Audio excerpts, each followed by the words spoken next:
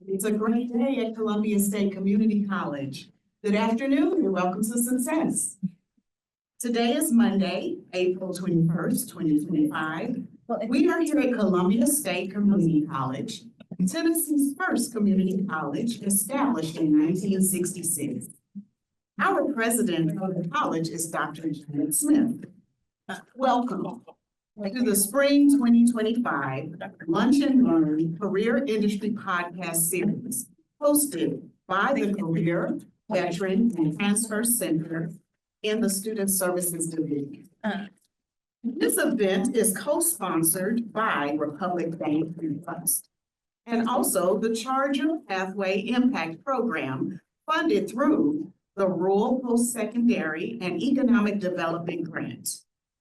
We would like to thank our lunch partners, CoWorks Coffee, Subway, Boots Dunkin' Barbecue, Cabin Coffee, and today's sponsor, Chick-fil-A.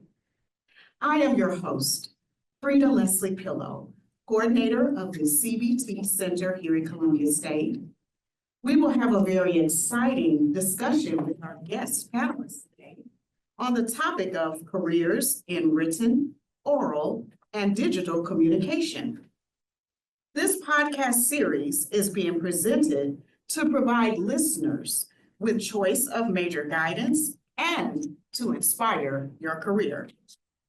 We want listeners to explore career paths, understand industry trends, including anticipated impact of artificial intelligence. As a listener, we want you to know that classroom instruction and the body of knowledge provided by Columbia State can develop you now for future workforce opportunities. Today, we will also tie in the importance of the 7 core competencies of general education as defined by the Tennessee Board of Regents and employers globally. Whatever your next moves, know that Columbia State is the right institution to build a solid foundation for your future. So today, our co-hosts will ask questions to our panelists, and if time permits, we will provide an opportunity for you as the participating audience to answer questions. Today, we will have our co-sponsor here who will introduce himself, and then each of our panelists will also provide a self-introduction. So with a round of applause, let's welcome our co-hosts and the guest panelists today.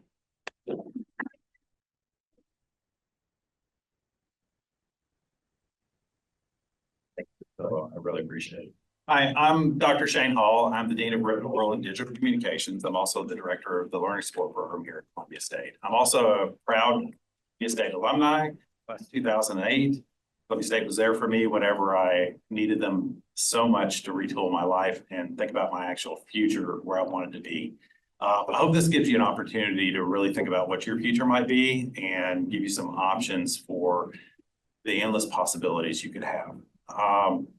Written, oral, and digital communications, that's a mouthful. I do understand. It would be easier to call it language arts and communication disciplines.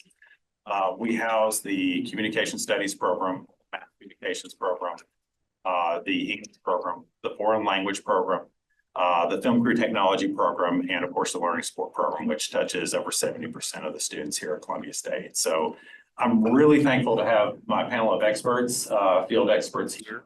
I'll mention their names and I'll let them give me their actual descriptions of where they're at and what they do. And it is fast, but they also struggle with a very long title. So Chet Wisey. Yeah, thanks.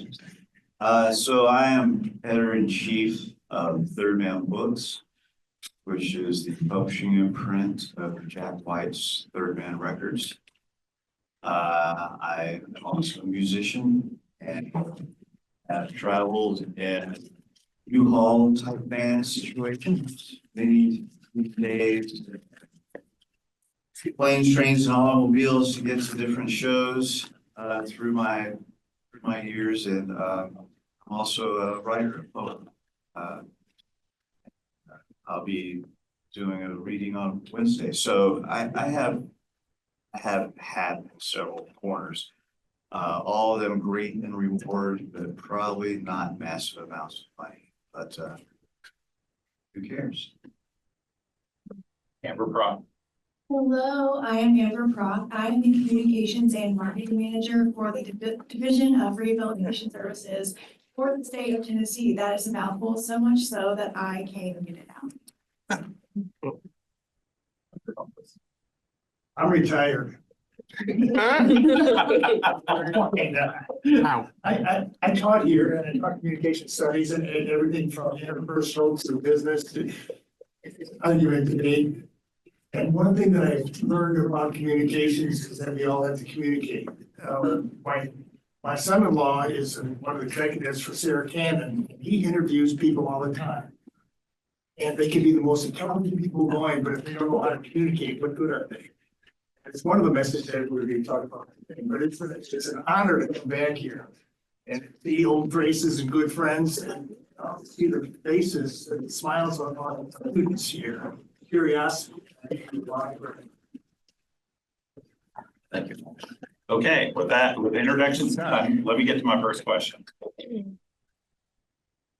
You all have had careers that connect with I'm gonna abbreviate Regional Digital Communications from now on. I call it WODIC. That connect with the WODIC academic disciplines.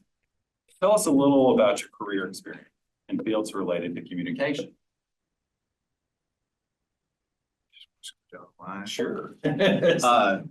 Yeah, so I guess I learned how to communicate on the job. Playing rock and roll. Obviously, when you write a song or if you write some music, you want it to engage and communicate with someone. I think the first problem is if you write music, if you want to engage with everyone, you've already made a mistake. That's not going to be the way it works. I had a very good jazz musician, MacArthur Grammy winner. He still plays. He's amazing. His name's Ken Vandermark. Something he told me that I always had to take as a credo is if you make music that makes no one happy, you've made a mistake. If you make music that makes some people happy, then you've done good. You make music that everyone is happy about, then you have also made a mistake. So write that down. But one thing that I did learn in my travels regarding communication is when we were just starting out and we didn't know what we were doing very much. We would throw our gear into a car and go play a show somewhere. Communicating to people about what the flyer should say, what our band was about, what our show was going to be like. All those things were very important, but also communicating with the booking agents, the promoters. Once I went up the ladder in music and started making a career out of it, I had a booking agent tell me that he liked to book my band, not only because of the music, but because he knew that when he dealt with me, that it would be quick and easy communication, and that I was organized and responsible about it. So, I think the point here is that it's always surprising about how important communication is. You can't just hit the road and start playing music. Go, hey man, I'm about to rip this awesome lick. You're all gonna love it. It just doesn't work like that. So I'm gonna jump in just a second. I know two communication professors are probably gonna have a lot to say. Second. So, but as an English professor, I heard a lot about knowing your audience. That's something about how you message to people. And you can certainly answer the question, but also if you want to address it. Yeah, so absolutely, knowing your audience and being able to tailor a message is honestly key in all of communication. No matter what area you are going into within the field, it's really just how can you use your tool to connect with your audience? How can you tailor that message to make sure that you're reaching them?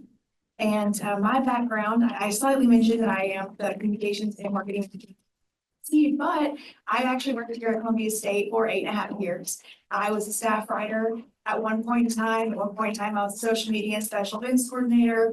At one point in time, I was also teaching. Not too long ago, I sneaked all of my former students out. And so one thing about that is you just have to know your audience. If I'm talking to a group at Columbia State, I kind of know who my audience is, who my demographic is. I know what you're wanting out of this, wanting to know what kind of careers you can go into when it comes to communication fields. So I'm going to tailor everything I'm saying to meet that. Now, if I'm talking to a different group, let's say a group of people who are already in their careers, the message is going to completely change. So that's a great point of really just tailoring the message to the audience. And Tom, I know you know a lot about that as well. I wish I did. One thing that I've learned about communication over the years, that communication fails. And I've been married 47 years. And it's great and it's fantastic. I tell you what, it's like this because communication. The thing that 80%, 81, 90% of all communication is nonverbal, and it is. How do we adjust our emotions physically to what we're saying? Because I might say something, but my body's saying, leave it. So communication fails. And I used to think, and I taught this in my classes, failure is good because we learn from it. We have to adapt to every situation, every audience, because sometimes it does fail. Well, now we have to learn how to adjust. So, well, and I'll just, might work one direction or another with you guys, but, in your current career, what do you think drove you to your current career? Just, I'm really curious, because I know, from talking with you, I know a lot of you had, correct. And I'm really curious about how you got there. Tom looks like he wants to. I started out in business. I did not really start out in education or academia, but something like to make a difference, to motivate. I am not an educator, I'm a motivator. I'm get in and try to communicate with the people and motivate them to make a change in their lives. I've been working since I retired, well, actually the last 20 years, with inmates, trying to re-socialize them to accept society. And to re-socialize society to accept the inmates coming back into. It's a difficult challenge, very rewarding, because I see the difference being made in their lives. They're taking the opportunity to say, I can make a difference, I can't succeed, but we need people to motivate them to say, hey, we can do it. So building off of that, I will say one thing that kind of led me to where I am now is I always knew that I wanted to help people in some way. I didn't know what way that was. So I started off in education.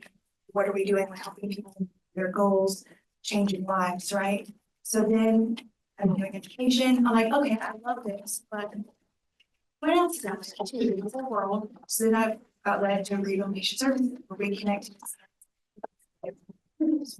And so I know that my goal is intrinsically I'm motivated by helping.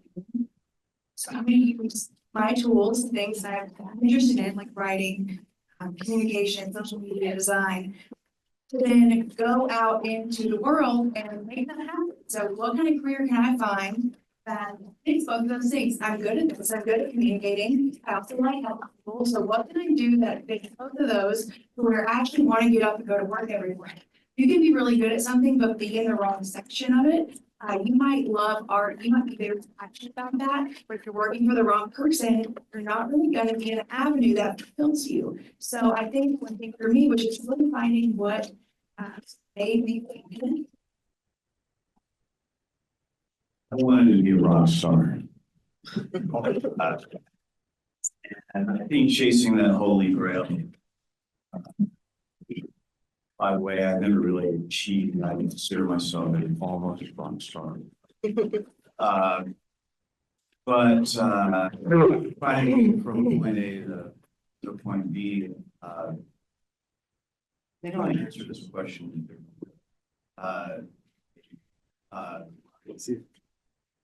When I was in college, I majored in economics and actually got a master's in economics, which is a great career.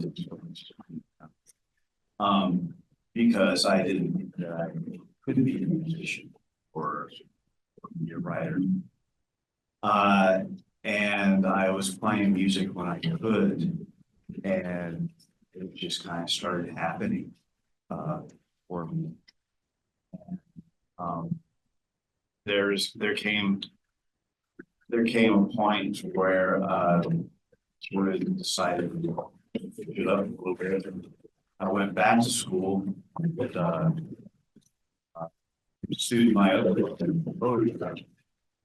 poetry. And then I moved to Nashville, Tennessee, and started a reading series called Poetry Sucks.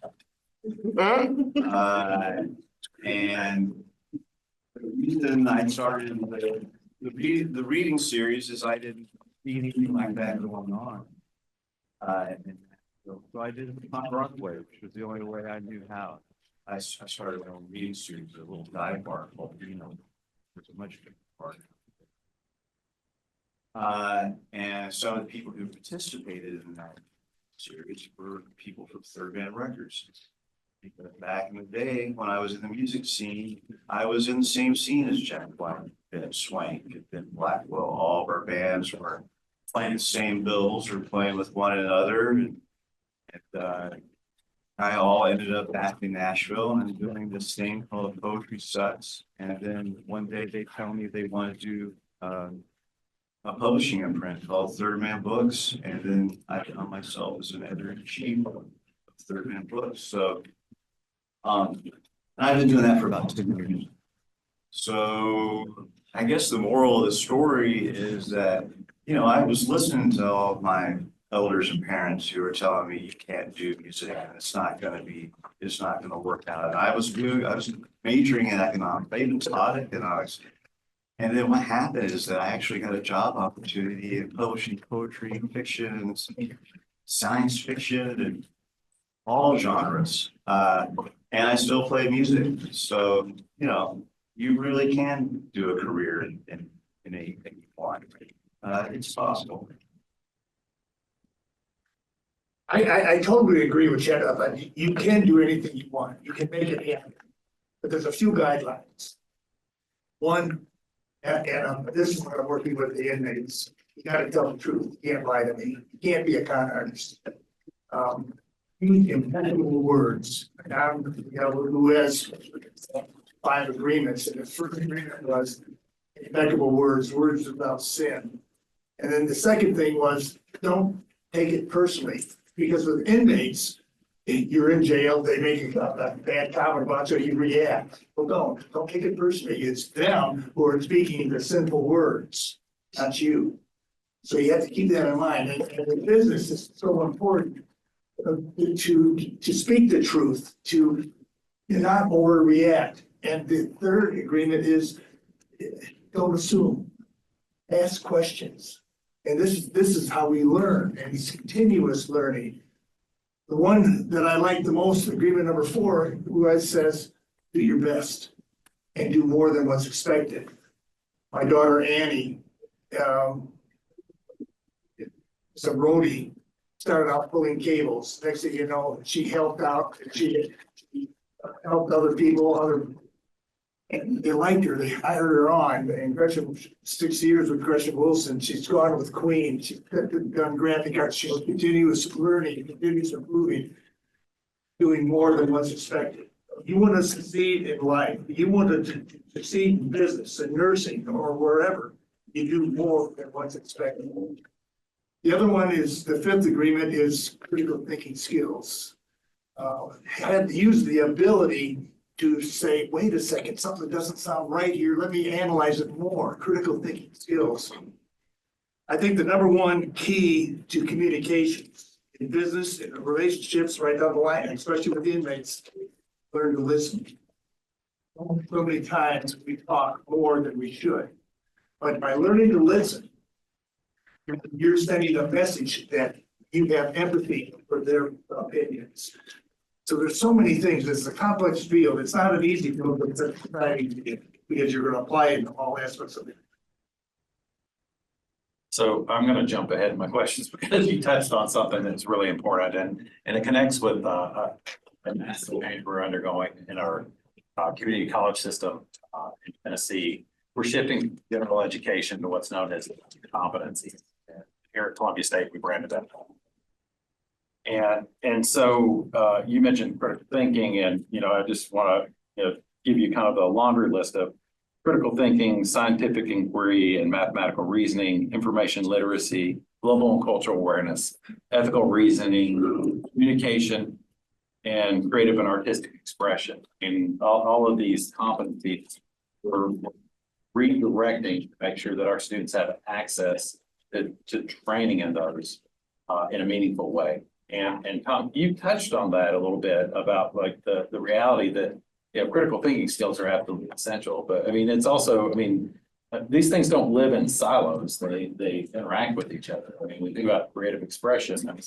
You couldn't do what you do, Chet, without having access to multitudes of these different competencies.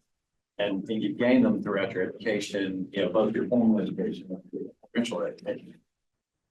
And I don't know if, when you think about these topics, information literacy, you think about the access to expression, these things, are incredible. I don't know, when you think about your careers and, how these might have impacted, Tom, you touched on it a little bit. I don't know if anybody would want to expand on that idea. How things have changed over the years. Cell phones, social media. The question that I have is not so much it's for my grandkids. What's this going to be like in 10, 20, 30 years? Artificial intelligence. Where's it going? I can't even comprehend. But this is where we are going to have to use critical thinking skills. Wait a second. Let's rehash this. Let's go over this again. Let's really define what is really happening out there. Just don't follow the crowd. It's okay to step aside and say, well, I'm questioning that, but tell me more. And that's one of the comments that I've told my students and the guys in prison. Ask me, tell me more. Be storytellers, tell me more. I when it comes to looking at curriculum, specifically my own, I love that this is a part of what we begin to Columbia State, because I can confidently say that I touch on every single one of the 7 core competencies in a single day in my current position. I'm always working on critical thinking. Am I using communication effectively? Am I approaching a situation the best way I can? It's my information critical.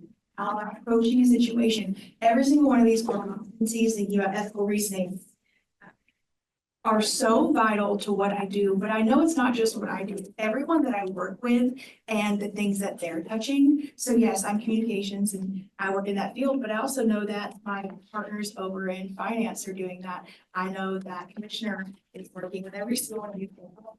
So I think when it comes to looking at, well, why am I doing all these different things in community college? Why am I taking all these other courses? I only want to go into communication or art or whatever it might be. It's important to know that all of these competencies are going to be so beneficial to you in ways that you might not even realize or direct, but it's in some way, scientific inquiry, mathematical reasoning, I promise that is going to come across in your communications, your marketing career, your artistic career in some sort of fashion. You guys are so smart. They have so many great points. You guys really like that. You have these people who tell you these things. Speaking the truth. Speaking of truth, Tom said something that resonated with me. He's like, "Don't lie."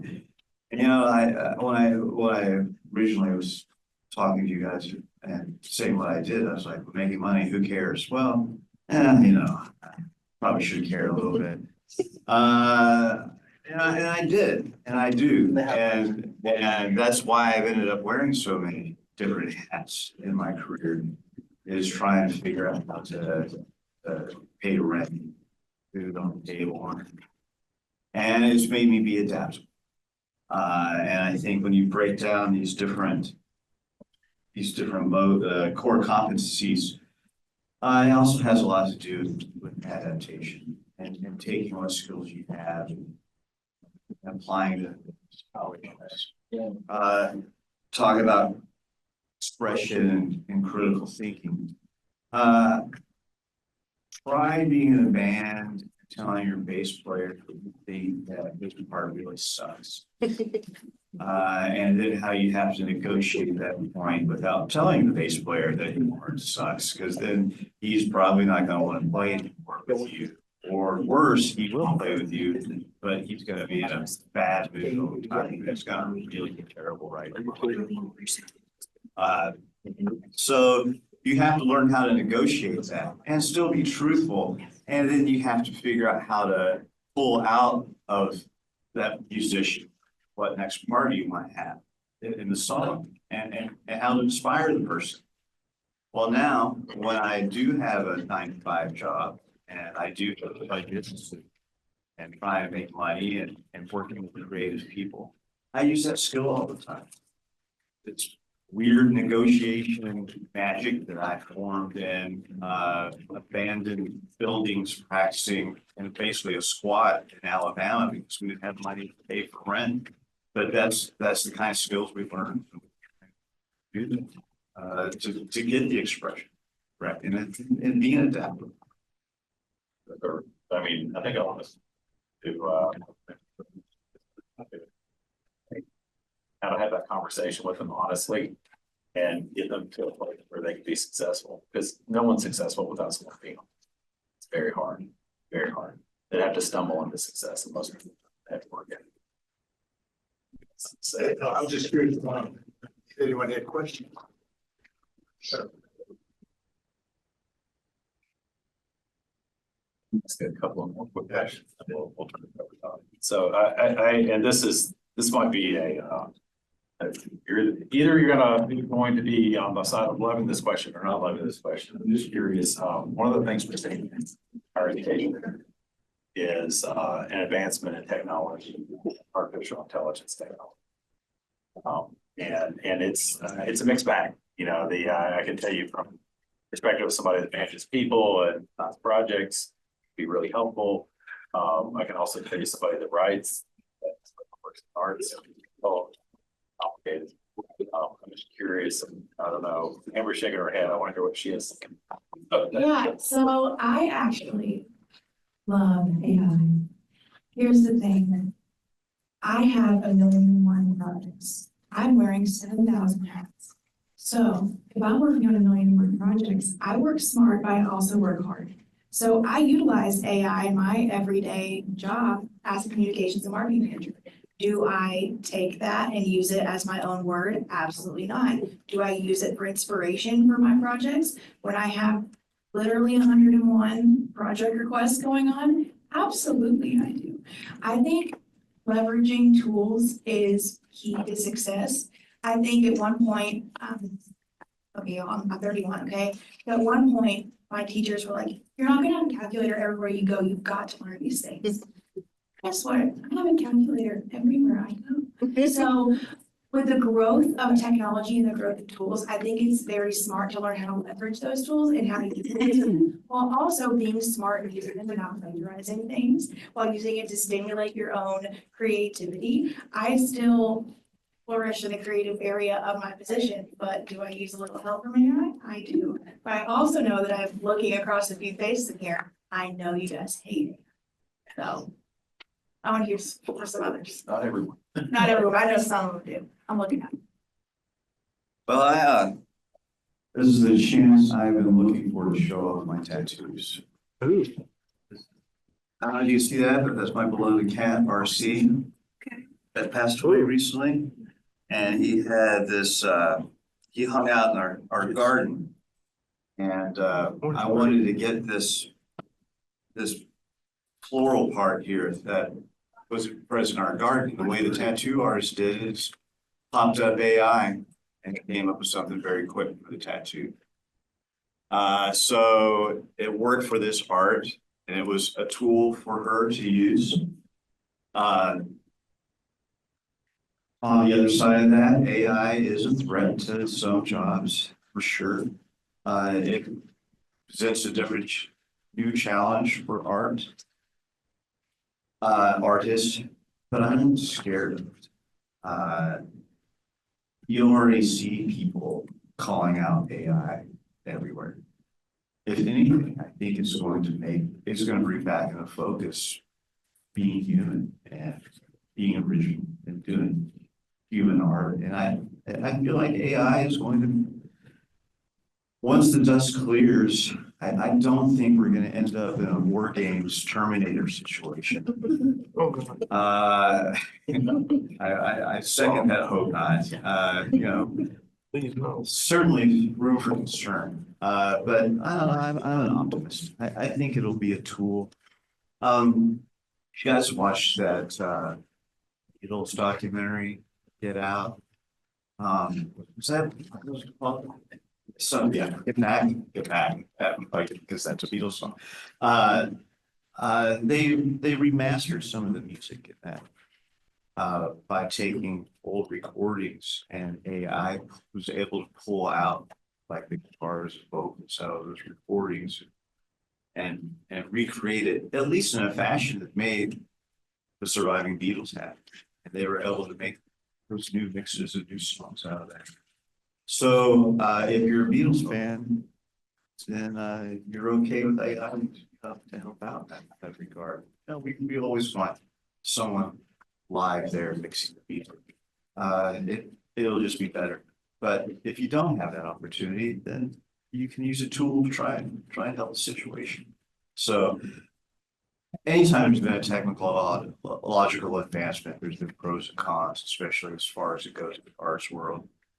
We'll see where this goes, but I'm optimistic. Did you? No. So, Because I don't even understand cell phones. so, Want me to understand AI? I want to circle back to, you mentioned your work in the prison system, and I want to mention that Dr. Oliver has been working. His form of retirement has been in trying to find education opportunities for education for people that are in prison systems, to better their lives and decrease their rates of retiring in that system. So that brings me to pretty much my final question though.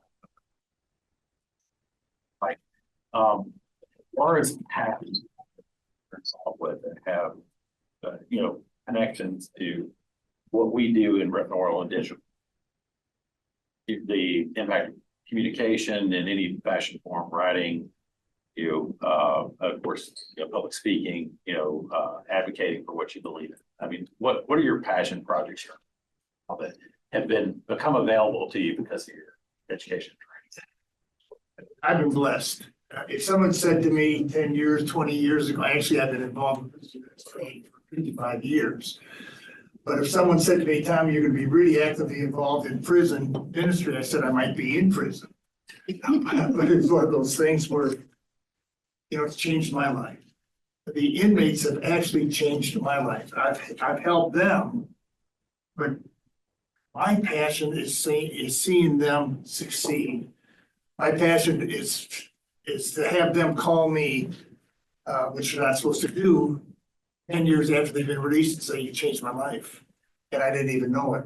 And this is the challenge that each and every one of us have to help go out and change other people's lives.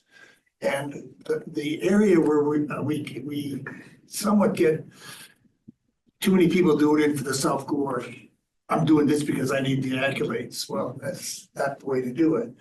You go in there to learn. And I have found out that I've learned more from the inmates about life, about my life. And by doing so, I'm able to pass that on to other people. And when we're talking about re-education, resocialization, it's not an easy thing. But it's very effective because I'm giving, and I'm going to close out with this, I'm giving them a purpose And we all have to have a purpose, but I'm giving them purpose and I'm giving them hope that they can make it on the outside. And I'm also giving them, if they need help, they know who to call. And this is organizations. Right? But it's the key of saying, hey, you guys help me so I can go out and help. I'll go from there, and when it comes to passion and feeling like there's something you feel passionate about that you want to make a change in, for me, that's personally human rights and making sure that I'm being a voice for people who don't have a voice. And there are a lot of marginalized communities, specifically in our backyard. And one thing that I'm able to do is be a voice for those people because I learned how to communicate. It's as simple as I know how to craft a message, reach an audience, which kind of circling back to the beginning of this conversation of, okay, I know. How do I do that? How do I use my words to be meaningful, to bridge a gap, to bridge inequalities, to make a difference? And so I'm able to do that with a variety of different areas and say, hey, here's some facts and figures you all might know and some things that might make a big difference in the world if you actually look at it. So I think really just, I've been very lucky to have learned from a lot of really great colleagues and a lot of really great educators about how to talk to other people. And that's one thing that has really led me to do things that I feel passionate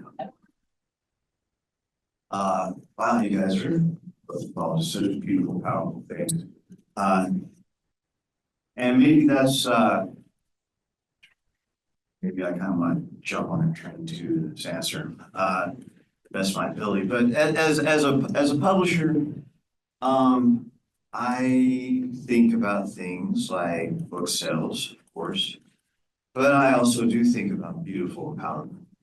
I want to put beautiful and powerful things out there. And the way I can do that now is by publishing books that I think that are good, books that I think that I can represent well and that I can get out there in the world and publicize about them, communicate about them, for them to do their communication. And that's how I felt when I was trying to be a rock star. It doesn't really matter if you're playing a song and people aren't into it. You want to do something to make someone happy. Music and poetry has been and reading in general has been so important to me. When we had those tornadoes come through recently, I was in the bathtub with my animals in my safe place, but I had a book with me because I was stressed. I was scared. What do I need? I needed the power of beauty. So I had a book and I was trying to read, trying to concentrate. And I just remember every time that I'm driving down the road and I feel terrible about something and my favorite Led Zeppelin song comes on and all of a sudden I'm better. I think that's kind of what it's all about. And you can achieve that in different ways. It doesn't have to be just in art or poetry. Changing people's lives, what they are. It can be selling someone a new car. That's pretty life-changing. There's nothing like getting a new car. That's life-changing. Can I add just one thing what Chet said? It was very important. And it's the power of positive thinking. Too many people have negative thoughts in their mind and they act negatively. But if you have the power of positive thinking, any situation, tornadoes, there is positivity there. My grandson who's suffering stuff. I gave him a challenge. I said, go to school every day and find something positive and do something positive every day. And he didn't want to do it, but he did do it. And what's so gratifying to me is that just before the vacation, the nurse gave him a note saying, I love your positivity and it's affecting other people. It is contagious, but be positive. When I was teaching, they said, well, why do you always say that student did a great presentation or they did good when they actually did end. And they said, everyone learns differently. And by being positive, by giving that motivational positivity changes people's lives. Public speaking is not easy, but it's a form of communication that you're gonna communicate others, your positivity, and they're gonna accept it. Great responses. Do we have any questions from the audience? Come on, somebody ask a question. All right, there you go. Hey, how y'all doing? My name's Justin. The question I had was kind of stemming from something more so alluded to. A buddy of mine gave me a caveat to something that I've been told for a while. If you do what you love, then you don't work a day in your life. His caveat is they're not hiring for that. And so- That's a great anecdote. But what that brings up is the point is, it's not in the classifieds. It's not in Indeed. It's what you love is not necessarily in those places. It sounds to me y'all have been able to navigate that. So for us that are stuck in the classifieds, how do we get out of the classifieds to find those things? And thank y'all. That's a great question, and you can just kind of cut to the meat of the matter, right? You know, I certainly spent a lot of time on Indeed and classified myself. I think I hung in the game or am hanging in the game of the arts because I do love it. I don't think I have a choice. I think it was Margaret Atwood. I can't remember the writer, but she said that, you know, you're a true writer when you're still writing a book, even if someone's been murdered. And the point was is that you just have to do it. And that's why I stayed in the game. And I think just everything that's been set up here today is pertinent, being adaptable, like I said, and being ready for the opportunity. Staying on course. I think the reason why I introduced my career path to you guys is absolutely an answer to this question.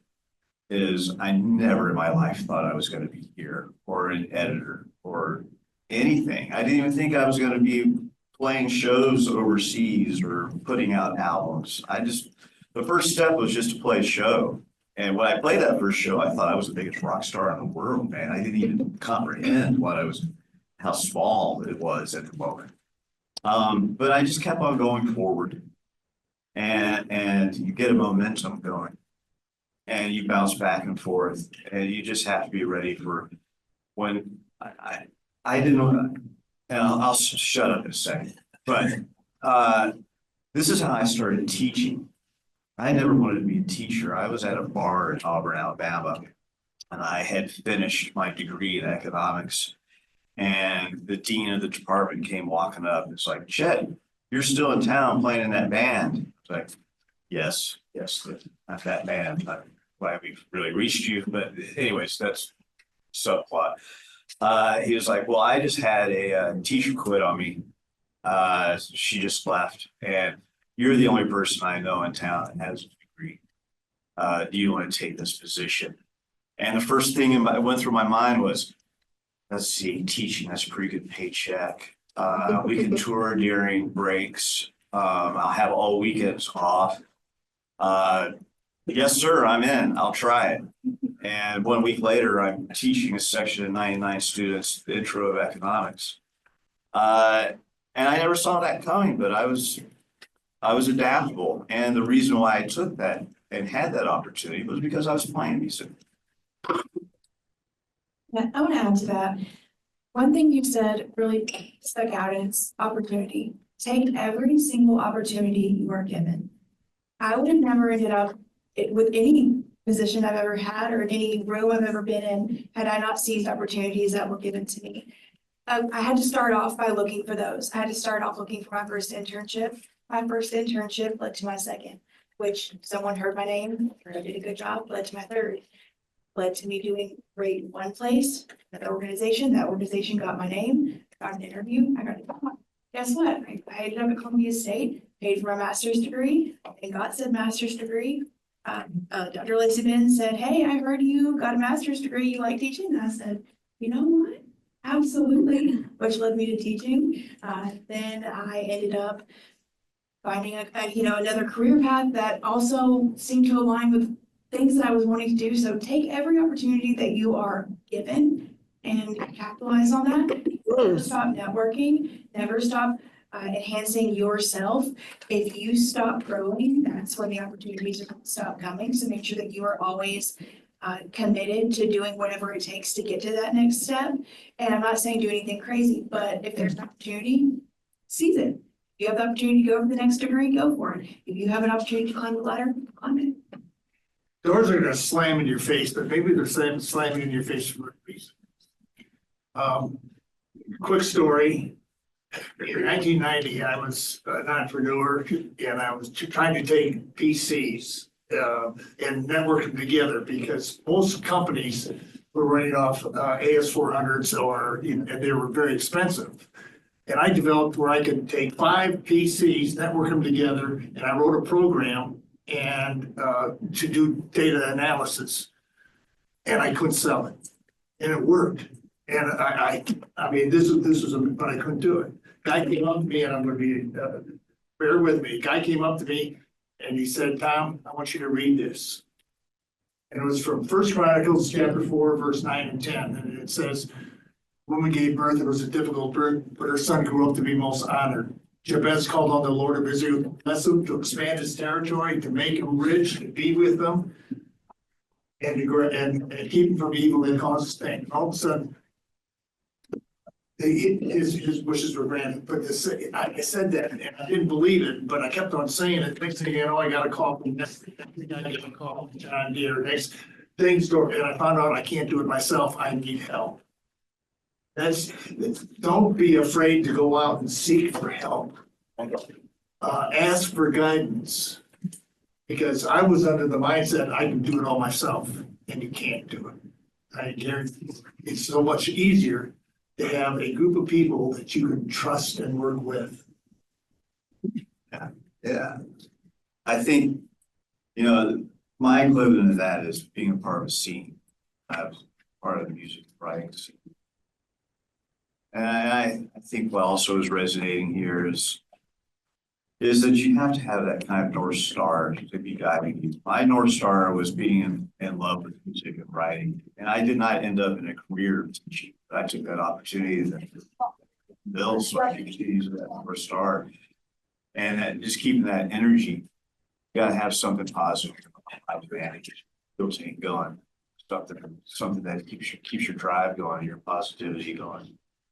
The journey's a part of it. You're not gonna get that dream job day one.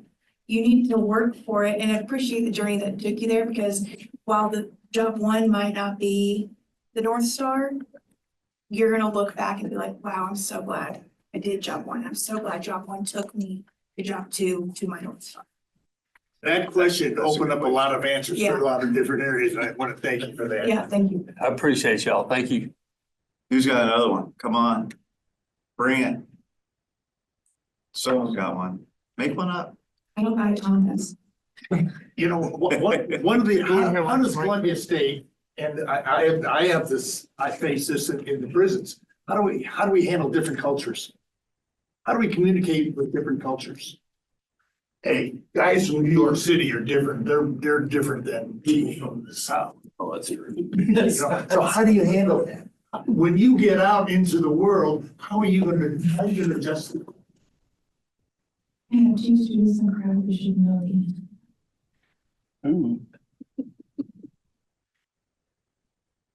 I think the important thing is be aware of different cultures. And don't prejudge. Because people from New York City are different than people from upstate New York. So be conscious, because that's going to be a tremendous aspect in your journey of communications, understanding different cultures. And go study that. That's the fun part. Yes. So do you feel like the systems that you've been a part of and different jobs that you've had, do you feel like those systems have like excelled you, or do you feel like they've failed you, or is there any kind of like something that you had to go through that wasn't your fault or your intention? Like how was that experience for you or to ever? And correct me if I'm wrong, you're asking about your experiences along the way, how they might have shaped or changed the next step. Yeah, I'm asking more of like like the job that you were in. Was there ever a point where that system had failed you to your success or to? Okay. Sure, absolutely. I think Tom touched on this. Failure is an opportunity to learn. There's all kinds of jobs that people fail. You know, and vice versa. I have not come through for everything like what I wanted to. But if there's a job that or a task or whatever that failed me, many times I ask, why did this not work out? Why did this job not work? What could I have done different? What could this person have done differently for me? And next time I experience that situation, I might not even get it right. I just won't be shocked about it if I get put in that situation again. I mean, I think this might be kind of a cynical, pessimistic view, but I think probably I've experienced more failure in my life than I had successes. But the successes count so much more. You know, every 5 times you get something wrong, you get one thing right, that gets you to the next step. And I think too, when you look at anything, there's gonna be systems in place that are gonna fail you. And maybe it's not you that's being failed, maybe it's other people. I'll say personally, I feel like I've been very privileged in my life, and I feel like I come from a place of that. But if I do see inequities or injustices for other people or in other areas, I look at that as, what can I do to change that? How can I use my voice and my tool belt to make a difference? And how do I kind of flip the system on its head and say, I don't think we should do that. Let's go in a different direction. Or do I need to sever myself from that opportunity because if it's failed me, or if it's not serving someone, it doesn't align with my morals and my values and my ethics, maybe it's time to pivot a little bit. So I think, one, what can you do to change that, if anything? And if not, where does that lead you? What next door does that open? Because if doors are slamming in your face all the time, let's find the next one to walk into. For every room that says no, there's gonna be one that says yes. If they're saying no, you're just.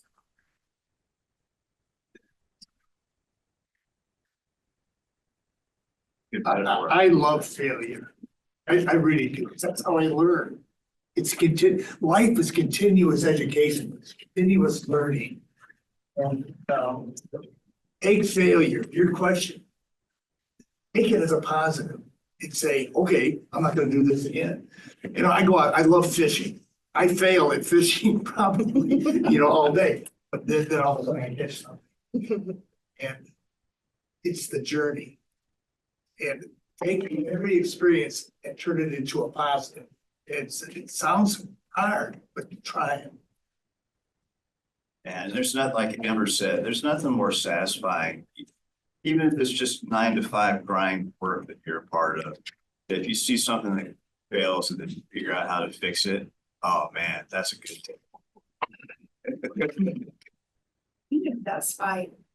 Even if it has to be. I'm just saying, sometimes you'll have jobs where it's like for the pure joy of it all. And sometimes you might have a job where it's like, you know what?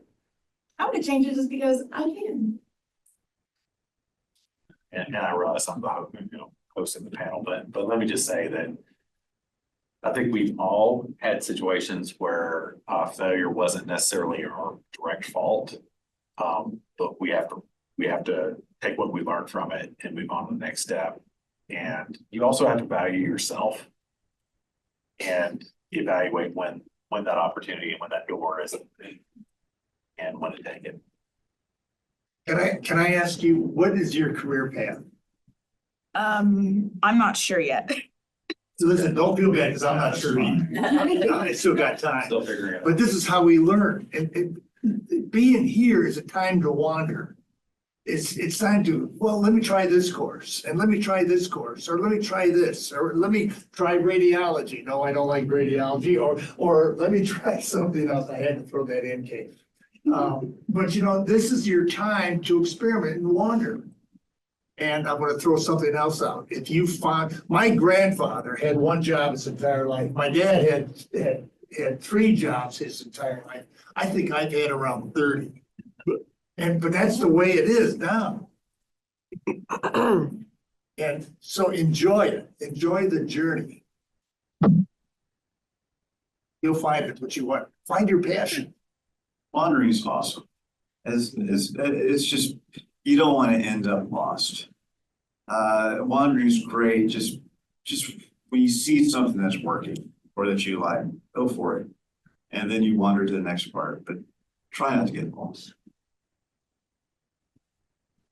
I feel like I just wrote a grateful text. Really. I believe we're running a little long, so we're gonna cut there. Thank you, panel. Thank you,